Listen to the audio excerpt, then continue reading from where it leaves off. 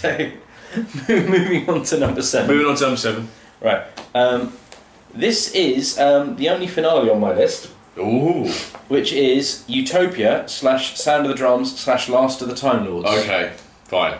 Is it Utopia or is it all three in one? It's all three. I suppose technically it is the same. It's all one story from the end of Utopia. But anyway, sorry, carry on. I personally count all three as one long story. Yeah. It's just Utopia is a longer prologue getting there. Yeah. Because, and my main reasoning for this is, first of all, Derek Jacobi as Professor Yana. It's seeing the change is chilling as fuck.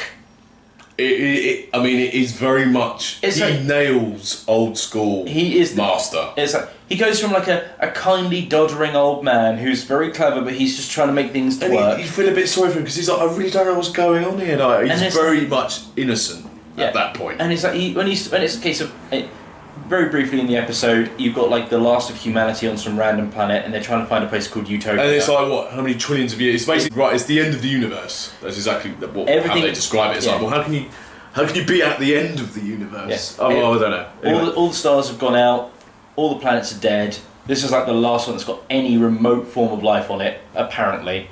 And but then it's like But then you've got and this one kindly old man is like, you know what? I'm going to help them build their spaceship to try and find a better place. But I'm going to stay here because I'm a bit too old. I don't really mind. I'm okay. Yeah, but I can't quite remember how I got here. Yeah.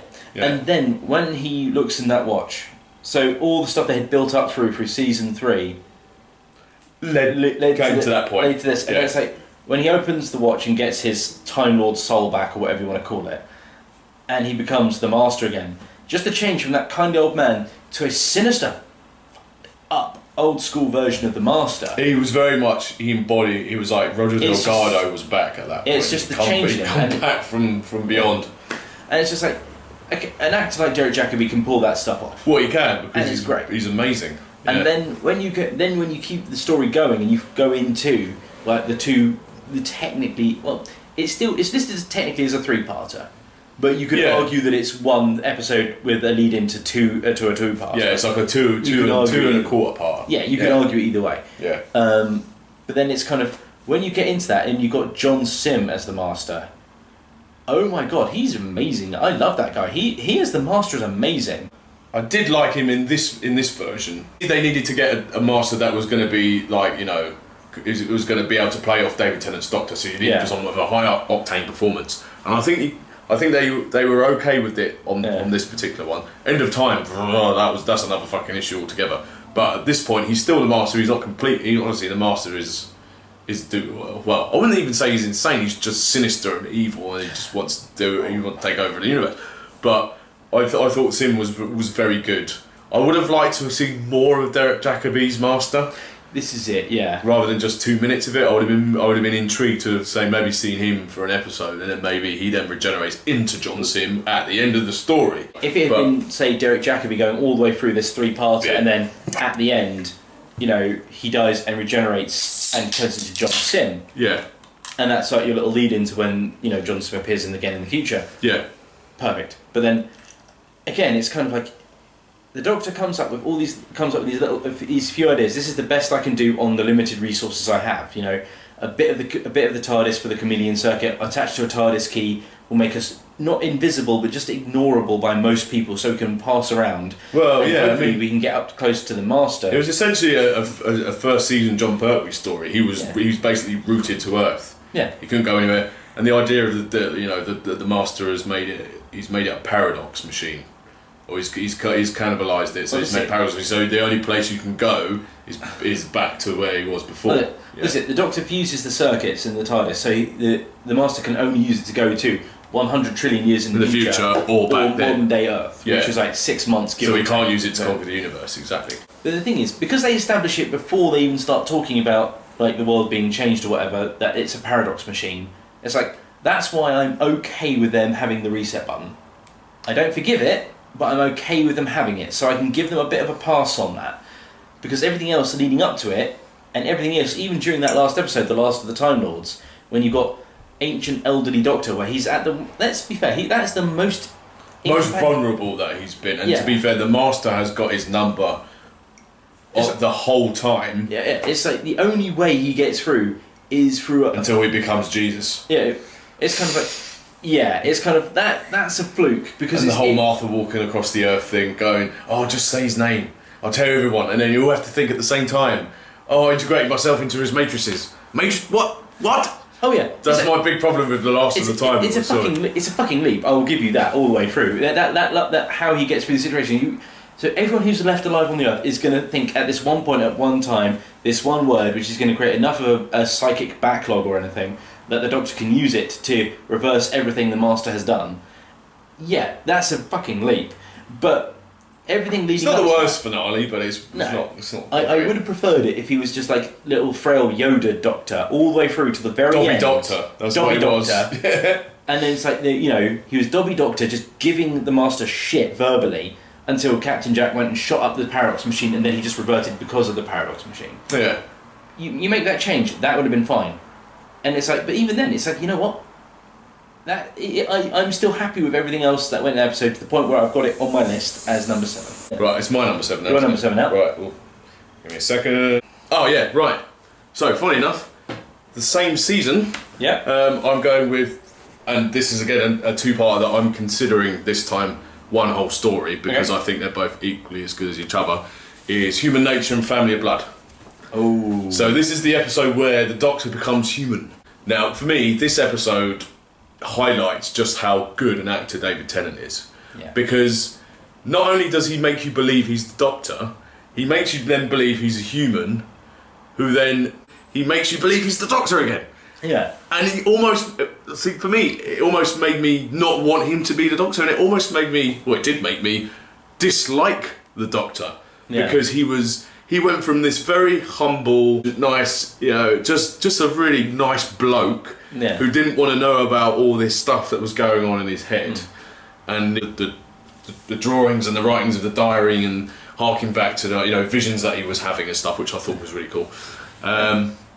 The memories are still kind of there, just not seeping through the subconscious. And it was one of those ones where it's just like, I actually quite like you as you are. Can you just stay like this? It made me wonder how sort of like pompous and arrogant the Doctor can be, or Tennant's version anyway. Yeah.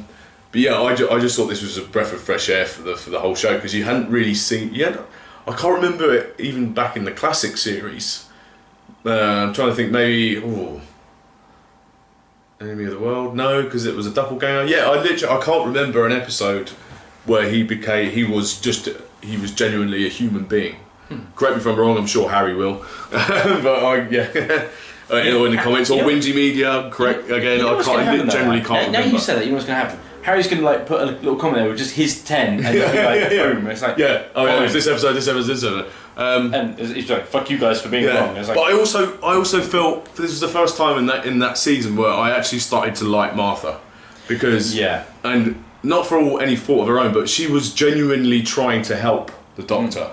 And I also really liked Jessica Hines' character in it, who they kind of sort of shoestring back in again for Tennant's finale, which I thought was a nice touch, because that was a big part of his life at the time. You think he would have kind of just gone back in time? You think you could have got her in the costume like on a farmyard or something, which looks like the 1920s enough that you could have got away with it. Yeah. But it's like, fair enough that you went and saw her granddaughter, because you just got to get Jessica Hines in her own clothes in like a bookshop or something. So that was a nice touch. But the fact that he could just happily settle down and get married to this woman and spend the rest of his life with her, and yet he can't. He's not allowed to, and yet he's like, well, why can't I? Who is this Doctor? I can't. I don't want to be him. Yeah. And it's like it is him, and then. The Family of Blood, the aliens themselves, I thought were really well actualised. I can't remember the guy's name, but he was in Game of. He was Khaleesi's brother. What's his name? The one with the really sort of. I think he was one of the favourites to actually play the Doctor afterwards, before Matt Smith got it. Oh, he was. But he's just got a really nasty sort of menacing kind of look on his face, and expression. And the Family of Blood. Yeah, and I thought they were quite a cool concept. It was a good idea. It's a very good concept for an episode. The best part about that episode, though, for me, was... Okay, so you see him go back to being the Doctor again, and you're like, oh, he's a bit sort of cocky. But okay, he had to do it, and it was his whole plan. But the thing that makes that episode for me, and actually think, okay, this is I quite like the Tennant Doctor at this point, was the Fury of a Time Lord segment where he punishes the family of Blood in the most merciless way possible. Yeah. Like he traps a little girl in the mirror for the rest. He makes them all immortal. Of the time. Yeah, exactly. He goes, this is what they wanted in the first place. So there you go. I'll make you a scarecrow. You're a scarecrow. You're in the mirror of every reflection of every child for the rest of the time. You're trapped in a black hole. You're trapped basically, You're wrapped up in chains, chucked down a well. Yeah. It's just like, this is what happens when you piss off the Doctor. Yeah. It's not a good idea to do so. Yeah. You only had an advantage because, the TARDIS, as far as we know at this point, doesn't actually have any weapons on it. So it's kind of like, no, it doesn't. No, so you were shooting at me and I couldn't shoot back. Fair enough. Yeah, so what I'm going to do is I'm going to make myself a human, not because I'm scared, but because I'm going to wait for you to come here so I can come back and then trap you forever in these horrible ways. It was saying in the episode, it's like, he was being kind. If I'm a human for like a year, that's no skin on my nose. I can be a Time Lord again and be back to being, ageless or whatever. Yeah. You guys will die of natural causes. If you want to waste your time chasing me, fine. But you could go off and have the rest of your lives. Yeah. You didn't. You wasted your time. You endangered people, and now I'm back. And now, fuck you. Yeah. Essentially. Kind of wish we could do that to Kathleen Kennedy. Oh, she always comes back in the. She comes back to every video. Every video. Kathleen Kennedy, fuck you. What's number 6? Number 6. Peter Capaldi episode. Yeah. Into the Dalek. Oh, this nearly made my list. Because Into the Dalek, it came up with something that was actually a really good idea, and it's something they've touched on about a little bit before, specifically in New Who, which is something we'll talk about in another episode, which you'll probably guess now as I say this. That's further up on my list, which is probably the same as mine as well. Actually. Which is the Doctor being a good Dalek. Yeah. If you're a fan of Doctor Who, you basically know what the Daleks are. They're hate-filled, genocidal monsters that want to either rule or kill. If they can't rule, they're basically space Nazis. They're space Nazis. That's what they are. If they can't rule you, they'll kill you. That's it. And in this episode, Into the Dalek, they basically come up with a Dalek that's good. And he's not actually good. He basically has the mindset that he wants to kill all other Daleks exclusively. Yeah. He doesn't care about anything else. He's an anomaly amongst the Daleks. And they're trying to work out why. Now, there's a reason for it, like a radiation leak that's messing up with its brain or whatever. And the thing that makes this episode, is the reason this episode's on this and why it's as high as it is, because it has this one moment where you've got Peter Capaldi's Doctor trying to talk to the Dalek while it's to convince it to be good again. And it's like, okay, I'm going to show you my memories, and I'm going to show you the universe as I see it. And he shows it a bit of it, and the Dalek's like, wow, this is amazing, there's so much wonder, there's so much brilliance. And then the Daleks are at the centre of all the evil. And the Daleks at the centre of it, and at the centre of all the evil. It's like, and the Doctor's like, no, this is not what I'm trying to show you. Yeah, he's like, all the Daleks must be destroyed. And he's like, the Daleks I need to stop the Daleks. Okay, but just going from killing everyone else to killing Daleks, that's not what I want. I just want you to be better than that and go off and, I don't know, marry a Cyberman or something. Yeah. I don't know. Every Dalek must die. Oh, but you're just having the same attitude, but just towards Daleks. Yeah. So it's kind of... And that's when you get the line at the end. Rock and a hard place. And this is when you get the line at the end. It's like, no, Doctor, you are a good Dalek. Because the Dalek... Because you actually kill people. He actually has proper hatred for the Daleks. Yeah. In a genocidal sense. He won't act on it, but you know it's there. Well, he did. He did, didn't he? Yeah. And it's kind of like, this is the thing. He has mercilessly wiped out great swaths of the Dalek nation. Whether you agree with the Daleks or not, because let's hope you don't agree with the Daleks, because they're genocidal weirdos on a universal scale. But then... very angry plungers. And plus, they're fictional. So, not a good idea to be agreeing with fictional people. Are they, though? Are they? Yeah. Well, just because you can't prove there isn't a madman in a blue box saving us from, turtle damnation every No, but there's a madman in the White House! Hey! There's enough good moments in those episodes that it's like, you got the one female soldier who's like, you know what, I'm going to die for you now to save your life so you can keep going with this mission to find out what's going on with this Dalek. And it's like, I want you to do something for me. It's like, what's that? Do something amazing and name it after me. That's a really awesome request as a final that's pretty request. Cool. Yeah. It's like, because, if you say that to anyone else, it's kind of like, fine, I'll climb Kilimanjaro and put a flag with your name on the top there. That's what I would do. That's your mountain. Yeah. This is the Doctor. Star or something. Yeah. This is the Doctor. He conquers galaxies or saves universes or whatever he's feeling like doing on a Wednesday. This is now the female soldier galaxy or whatever. Yeah. I can't remember her name. Right. Anyway, so that's your number 6. All right. My number 6 is actually an opening story to a season, and it is my personal favourite opening story to a season, and my personal favourite first story of a Doctor in the new series, and that's the 11th Hour. Ooh, that's now, fun. Season 5, Matt Smith's first full story. I just think everything in this story works. Yes. I mean, okay, let's go back a couple of seasons, right? So, the first story of David Tennant is him basically incapacitated for the whole fucking episode. Yeah. Christmas occasion is asleep. And when you go back to the classic series, right, they pretty much are on the case almost straight away. John Pertwee takes a little while to get himself together, but when he finds his shoes, he's alright. Yeah. Tom Baker just, he's trying on some outfits, trying to remember who the Brigadier was, he remembers, and then on we go with the story. Yeah. This kind of reminds me of those tropes. Yeah. He crash lands, Amelia Potter's got in the shed, and immediately he's just the Doctor. Yeah. But it's his Doctor. He's not really got like. Okay, they wrote it in a similar way to if David Tennant was going to be there, but Matt Smith was just completely alien and odd, and he just hit the ball rolling. Within 20 minutes of regenerating, he's off to save the universe, well, save the world anyway. They've scaled it down a bit this time. Yeah. I have no TARDIS, no sonic screwdriver, and I've got 20 minutes to save this planet. I can do it. Who the man? No, don't say that again. No, I'm not going to say that ever again. But I just think it's a really nice. It's a weird way to describe a Doctor episode. It's a really nice episode, Doctor Who, because it's introducing you to a whole new world of Doctor Who. Now you've got the new TARDIS interior, which I think is my personal favourite of the new ones. Yeah. The kind of mad scientist, steampunk kind of look. I think it was a really good clever way of introducing a new companion, especially when he comes back to save her. The girl who waited. The girl who waited, exactly. And it's like, why did you say 5 minutes? How long have I been gone? Oh god. Do you know what? So it's going back to like William Hartnell and stuff about him not really having much control over the TARDIS. Yeah. There's elements of comedy in there, but there's elements of drama. When he's going around to Jeff's house.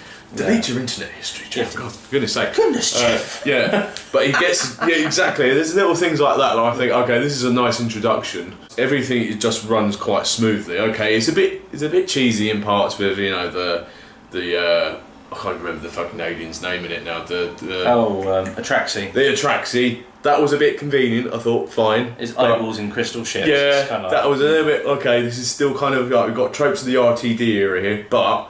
I think it was handled effectively because you basically you actually had a story for the Doctor, as well as it being his first story. That makes sense.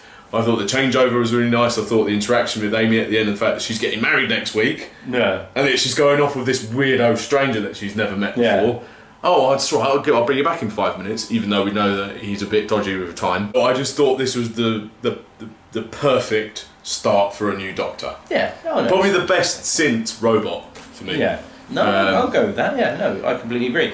I loved Matt Smith's first episode. I'm a Matt Smith fan out of New Who more than the others. Fair play. Not to say anything disrespectful to the others, because the most disrespectful thing I say is probably Christopher Eccleston should have done more in terms of his. He's warming towards it again. He was at the London Comic Con a couple of weeks ago. He wants the money. He doesn't give a shit. Well, no. If he wanted, he's probably obviously like. If he cared about the fans, he would have been in the 50th anniversary just for like the one regeneration scene, which would have been 30 seconds. He could have done it on a green screen in his own home. BBC could have. That's true. But he may be softening towards it. We don't know yet. But anyway, I know what you mean. No. I think if he'd have done, I think it was a shame he only done one season. Yeah. No, I agree. We'll get into that a bit later. Right. So. Number 5. Number 5. Blink. All right. Yeah. First of all, you said it first when you were talking about the Weeping Angels. This is their first appearance, and you know what? This is a Doctor Light story that is so cleverly written and so well done. And you've seen the awards that Stephen Moffat's got for this episode. I don't think we need to talk about it too much because it's kind of like, you know what?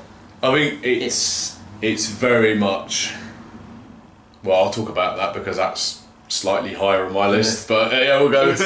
It's a damn near perfect episode. It's little details like the fact that you got the video where the Doctor's recorded a video that's hidden inside a DVD, and she's talking to it like it's a conversation because he's got the script of her half the conversation. He can respond appropriately.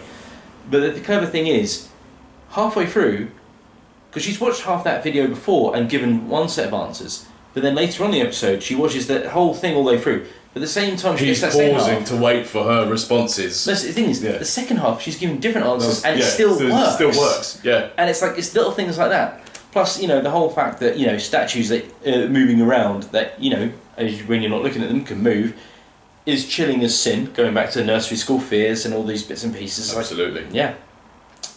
I don't have much more to say on that because I think that episode's been dissected to death. In terms of how amazing it is and how wonderful it has been and been portrayed. Yeah. And I'll talk about that more in a little bit. Yeah. My number 5, right? So you're fine. So number 5 is from Matt Smith's first season, season 5, and it is Amy's Choice. Ooh. Now, this episode took me by surprise because, well, I think it took a lot of people by surprise because the opening segment of that story is Amy and Rory looking fairly different to how they have been up until this point in the series. She's basically ready to drop, pregnancy-wise, and he has a ponytail. I mean, what the fuck's that all about? Yeah, ponytails. What's going on? Ponytails are stupid. Cut it off, for God's sake. This had all the hallmarks of a Valeyard story. Yes. Now, for the people who've not seen the classic series, Valeyard was basically, should we say, an evil, for putting it in layman's terms, an evil version of the Doctor, somewhere between his 12 and 30 regenerations.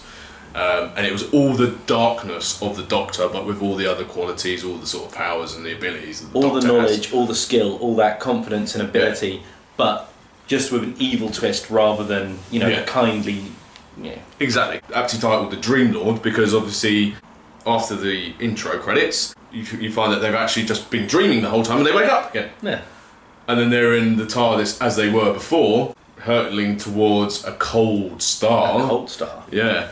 And then they suddenly get really cold and they fall asleep again, and then they wake up in the town they were before, and it's like, hang on a minute, what is actually going on here? Which is real. Which is real, which isn't. And it's done so well that you are questioning through the whole episode which one's real. Because to the point where I even thought, okay, the one in the village where she's pregnant then must be real, and they've just done a time jump because there's no way, a cold star, what the hell? And it's just the fact that the Dream Lord is basically saying, oh, if you have more quirks, you can open your own quirk shop, or toy quirks, whatever it was. So here he's there in his butcher's uniform. He's like, we have to use these local places or they'll disappear. Yeah. And it's like... A bit more expensive, but it's good. And then you think, okay, so they're now... This village is now inhabited by, really, really old zombie aliens. Zombie aliens. Yeah, this is our world, we are taking over the old... Two dangers, two timelines, exactly. Which is real. Which is real. And it is just asking you, it's almost like one of those... The storybooks like back in Goosebumps where you actually had a choice. You go to page this to do this ending, or go to page blah blah blah to do this ending. Yeah. So I just thought it was a really, really cleverly done episode. And then, but it did actually kind of almost show up the Doctor in a way, because it's like this is it. Amy would happily sacrifice herself for Rory because she actually does love him, because a lot of it was questioning up until that point. There was like, oh, does Amy, which one does she want? Does she really want the Doctor, this charismatic time traveller, or does she actually really love her husband? And it almost was a complete mirror opposite of the relationship between Rose, Mickey and the Doctor. Because clearly Rose wanted the Doctor and not her established boyfriend of how many years it was until then, who she basically just, tossed aside like a used tissue. The second she met the Doctor. Whereas now I was thinking, please don't go down the same road, and thankfully they didn't. This was one of the highlights, if not the highlight of, it is the highlight of that season for me. I'd never get bored of watching it, and also the whole Valeyard thing, because obviously, spoiler at the end, it turns out that the whole thing was of the Doctor's design in the first place. He was like, I needed to get you to decide what you wanted to do, so It's I basically induced a dream state for you both, which came out with all the darkest situations that you could have had. The only person that hates me more than me is me. Yeah, exactly. That's why this thing. There's no one more. There's no one in the universe hates me more as you do. And then there's that little thing at the end where he looks into the reflection and he sees a Dream Lord, and then he sees himself again, and it's like, oh, is it the Valiard? Isn't it? I mean, I think Moffat's gone on record to say no, it's not. But I think, come on. There are clear signs there that is a link back to the Valiard and Trial of a Time Lord. The thing is, they mention the Valiard by name in later episodes. Well, they do go on to that, but they still haven't. They still haven't brought him back. That's I think that's the one major, other than Sutekh. That's another one that's like they still haven't done the evil Doctor bit yet. Maybe they never will now. I don't know. They probably never will, but it'd be great if they did. Anyway. Okay. So yeah, that was my number 5. Yeah. Okay, cool. All right, so moving on to number 4. Dalek. Season 1, Christopher Eccleston. Oh, now, good choice. This is when they were reintroducing Daleks in the first place. This is Doctor Who's been on TV this is the 4th week it's been on. So this is kind of a bit of a new thing for everyone. Now, everyone knows Doctor Who from the iconography. They know Blue Postbox. They know the big salt and pepper shakers that can't go upstairs. You know, that's what they know from Doctor Who. Yeah. Now, and then what you've got to do is you've got to reintroduce this thing that has been ridiculed by everyone. We've done it during the wilderness years, anyway. Yeah, and even before then. This is it. I mean, it's kind of like, I think the only time the Daleks have been seen before this, the bloody Looney Tunes like Back in Action movie, the Daleks appear in that as like a cameo as evil aliens. And they were still at conventions, and during the iconography of the Daleks never went away, even when the show did. You show a picture of a Dalek, people know what it is. Yeah. You know. And the thing is, they're reintroducing it, and they've got to reintroduce this thing as a threat. And it's kind of, they basically have this one Dalek go through this one base that's full of military people and like just collections of other random shite. Which has an old school Cyberman helmet in it, which was a lovely reference. Nice Revenge of the Cybermen helmet. Yeah. And it massacres everyone. And it's kind of like everyone, and the Doctor's trying to be like, look, aim for the eye right at the stalk. If everyone shoots at the same time, something might get through. Doesn't mean something will.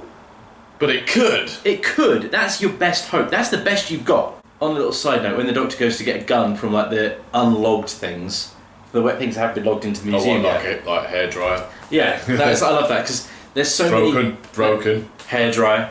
I love the fact that there's jokes in almost every time people are talking about like, oh, I was in a sci-fi movie and had to hold a cipher gun. It looked like a big hairdryer. Like, yeah. Almost everyone. That's what it was. Yeah, exactly. That's probably what it was when it was a prop, and it's kind of like it's fantastic that it's kind of they make a joke about that. Yeah. But then it's kind of, you get to this sort of like the emotional end of it, where it's kind of the Dalek just wants to die because it doesn't see itself as a Dalek anymore. Yeah. And it's kind of like the Doctor's standing there with a gun, he's going to shoot it because the Doctor hates Daleks. The Dalek was slightly better than you than this. The Doctor's a good Dalek. Oh yeah. Oh yeah. I'm Henry Van Staden, now recognise me. Metaltron. Again, I've not said much because I've got more to say about it later. That means it's on his list higher up. Maybe. So, my number 4 is Day of the Doctor! Hey! Now, originally I had this lower, but having thought about it, I had to put it a little bit higher up on the list than it was originally about number 8, number 7. Yeah. The main reason being is that this basically was the culmination of all the shit that Russell T Davies had come up with the fucking Time War. He basically, Stephen Moffat thought, you know what, I can't be bothered dealing with that shit anymore. Yeah. I'm just going to wrap it up, I'm going to rub it out, and that's it. No more Time War bollocks. It's it. This is it. Yeah. Get rid of it now. I love a multi-Doctor story. I can't help it. And I know not all of them have been great, but I thought this is a shame. Dare you? Every multi-Doctor story is brilliant. Name a bad one. 2 Doctors. That wasn't great. But 5 Doctors was great. That's probably the best. 3 Doctors. 3 Doctors was pretty good. 2 Doctors, but I'd still consider that an enjoyable story. But it's just not as good as the other ones. Yeah, I'm a sucker for a multi-Doctor story. I thought they handled it very well. Going back to what you were saying about Zygons. No. Now, I think they were a necessity for the reason being that there needed to be a story other than this going on, because while the main crux of the story was obviously the Doctors saving Gallifrey, you had to sort of start it off with, you know, a genuine Earthbound threat that then leads on to the bigger picture. Yeah. I thought the interaction between David Tennant and Matt Smith and the brilliant and late great John Hurt was sublime. John Hurt. Absolutely sublime. Yeah. I mean, it was a shame they couldn't get Christopher Eccleston, but like we said in one of the previous videos, I think it was the first. I think it was the episode we reviewed about Rose. We were really drunk. We were really drunk during that point. Not quite there yet, but we will be. We'll be on a second video. Yeah, exactly. You know, okay, they couldn't get Christopher Eccleston, but they got John fucking Hurt. You know, I would call that an upgrade. I would say so myself. Yeah. And I just think Christopher Eccleston, but yeah, John Hurt's better than you. We're sorry about that. It's just the truth, though. I love the little cameo for Peter Capaldi that's sort of like throw no, sir, all 13. Yeah. I adore Tom Baker's little skit at the end. It doesn't quite leave you thinking, oh, he's the Doctor. It's like, or maybe he could be a future incarnation, or he really is the Fourth Doctor, aged somehow. As the curator, he split off and just did this because for shits and giggles. Yeah. Why not? I just think this was not only this was a celebration of the classic series, but it was in a way it was a celebration of the new series as well. And I just really enjoyed it. There isn't really much more I can add to that. I just thought it was just awesome. I love the opening sequence where it was you know, back with the old school titles. Yeah. I thought, you know, it just everything about it just seemed to just worked for me, and it was a nice way of wrapping up all the crap with the Time War that Russell T Davies had left everything in before. So on that note, I personally very much approve of this story. And it's very cinematic as well, which I quite like. And as much as I don't like Rose, I'm kind of like actually quite liked Billie Piper in this episode because she wasn't playing Rose. Yeah, she was like giving John Hurt his. She can be her sort of, you know, he was like, you know, she was like the little bird on his shoulder sort of thing. The little angel whispering to yeah, exactly. Be good. Yeah, and I just loved the moment where all the TARDISes are like in sequence. And the way that they've edited that quite cleverly with the old, you know, with the old Doctors and the non-ones that not living with us anymore. So I just thought it was a great celebration. Yeah. And for me, that's why it needed to be a bit higher up in the list. No, fair enough. I completely agree with that. Like I said, my biggest problem with that, as we said earlier, was the Zygons being. I mean, they were just a sort of enemy to throw in there they hadn't used before. Okay, fine. And if they were just in the opening bit, or like for a little bit towards the beginning, that to kind of get the story going to involve David Tennant or something, fine. But the fact they came back a couple of times and were still there. When it's kind of like the bigger. The bigger picture was coming to go. Leading into the bigger picture, great. Yeah. The bigger picture's going on now. I don't need that as a distraction. But again, that's just me. That's fine. No, fair enough.